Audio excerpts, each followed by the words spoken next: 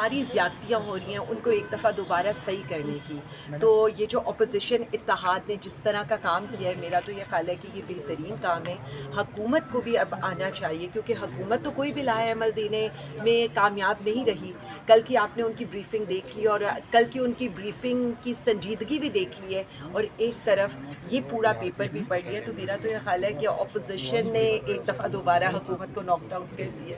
اچھا یہ بتائیے گا کہ سلمان اکرم راجہ کے اوپر اس وقت کافی زیادہ تنقید ہو رہی ہے، بیکاز انہوں نے کہا کہ 24 نومبر کو تو لوگ ہی نہیں نکلے.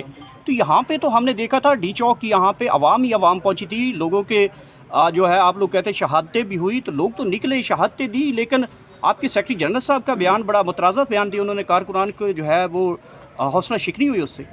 اچھا میں نے ویسے ان کا بیان پورا سنا نہیں ہے، اگر سیاق و سباق سے ہٹ کر کچھ کہا گیا ہے تو مجھے اس کا اندازہ نہیں ہے. بٹ میں بالکل آپ کو سیکنڈ کروں گی، جو عوام نے کارکنوں نے اس دن مزاحمت دکھائی ہے، ایون شہادتیں ہماری ہو گئیں، اور جس طرح سے ہمارے لوگ نکلے ہیں ان کو خراج تحسین پیش کرنا چاہیے. اور ایک دفعہ نہیں، جب بھی وزیر اعظم کی کال آتی ہے عوام نکلتی ہے اور عوام اس پر لبیک کہتی ہے اور ہر دفعہ باہر نکلتی ہے. میں تو اپنے کارکنوں کو، اپنے لوگوں کو، پاکستانی عوام کو خراج تحسین پیش کروں گی کہ اتنی ایف آئی آرز ہوئیں، اتنا ظلم و ستم ہوا، اتنی جبری گمشدگیاں ہوئیں، گھر ٹوٹ گئے، لوگ اغوا ہو گئے، ملٹری کسٹڈی میں لوگ چلے گئے، لیکن آج بھی تشدد کا جواب، یہ جو گولیاں چلی ہیں ان کا جواب، جعلی ایف آئی آروں کا جواب، اس جبر کا جواب وہ پھر بھی آواز اٹھا کر پرامن احتجاج کر کے دیتے ہیں. تو اچھا عالیہ حمزہ صاحبہ نہیں سب کا میں آرام سے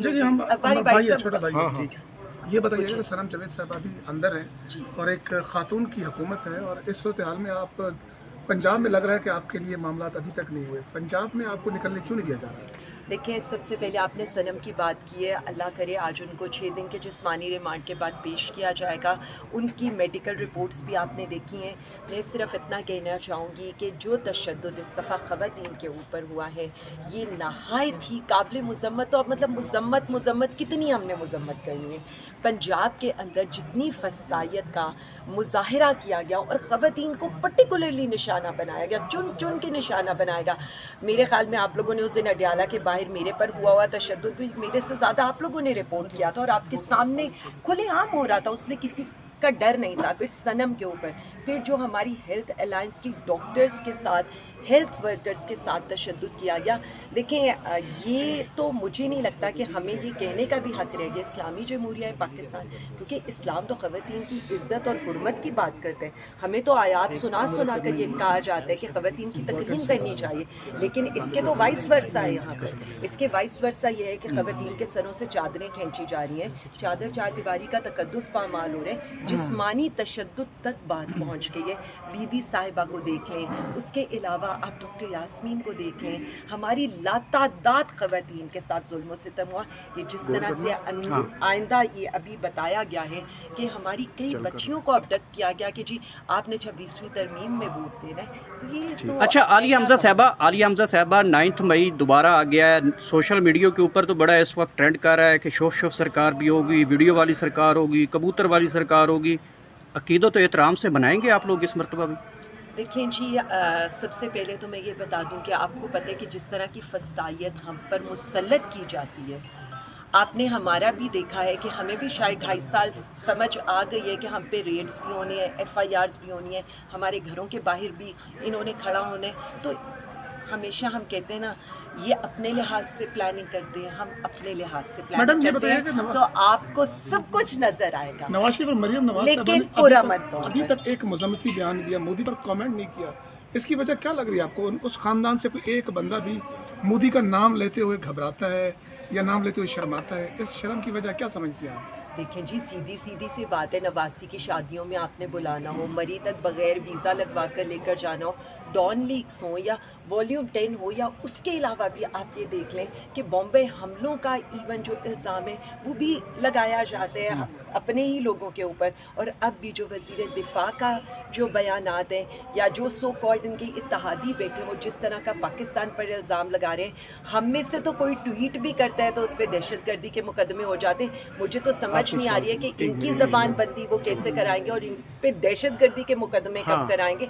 अब तो ये वक्त आ आलिया हमजा साहिबा, अभी आपने भी कहा कि सलमान अकरम राजा साहब का बयान आपने सही तरह से नहीं सुना, और अगर सियाको सबाक से हट कर भी उनका बयान इस वक्त चलाया जा सकता है आपने कहा, लेकिन बाकायदा तौर पर उन्होंने गुज़श्ता रोज़ स्पेस में ये बात कही बड़ा कैटेगोरिकली कि 1200 से 1500 हर हल्के से लोग आए थे, तो इतनी आवाम से जो इनकलाब जो है वो नहीं आया करते। उन्होंने कहा कल अगर मैं ऐलान कर देता हूँ धरने का या लॉन्ग मार्च का तो फिर उससे कुछ नहीं होगा। तो क्या वो लोग जो कि यहाँ पर आए थे लॉन्ग मार्च में, यहाँ पर गोलियाँ खाई थी या उन पर जो शेलिंग हुई थी, क्या वो दोबारा आएंगे यहाँ पर अगर इस तरह से बयान क़यादत की जानिब से दिए जाएंगे? मैं सिर्फ इतना समझती हूँ कि इनकलाब तो इस मुल्क में आ चुका है। यही तो मैं बताना चाहती हूँ। जब गोली का जवाब लोग पुरअमन एहतजाज से दें, जब आप उनके साथ जुल्म कर रहे हों लेकिन वो खामोश ना बैठ रहे हों, जब हथकड़ियों को चूम कर लोग निकल रहे हों और हम जैसे लोग जब बाहर निकल रहे हों तो इमरान खान जिंदाबाद, पाकिस्तान जिंदाबाद के नारे लगा रहे हों, 8 फरवरी हो, 9 अप्रैल या 10 अप्रैल की रात हो, पाकिस्तानी अवाम तो इनकलाब बर्पा कर चुकी है। अब आप इस खामोश इनकलाब से क्या चाहते हैं? आप इस खामोश इनकलाब को मेरे ख्याल में तो ये नविश्ता दीवार है कि लोग सिर्फ एक शख्स की कॉल के ऊपर निकलते हैं, वो है वज़ीर आज़म इमरान खान।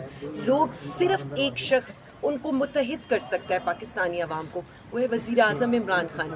अरबाब इख्तियार को अब ये बात समझनी चाहिए, जितनी देर करेंगे नुकसान PTI का नहीं, नुकसान मुल्क का होगा। हम कल भी मुल्क के साथ खड़े थे, आज भी मुल्क के साथ खड़े हैं। आप तशद्दुद करें, जुल्म करें, FIRs करें, अदालतों में लेकर जाएं, नारा इमरान खान जिंदाबाद, पाकिस्तान जिंदाबाद।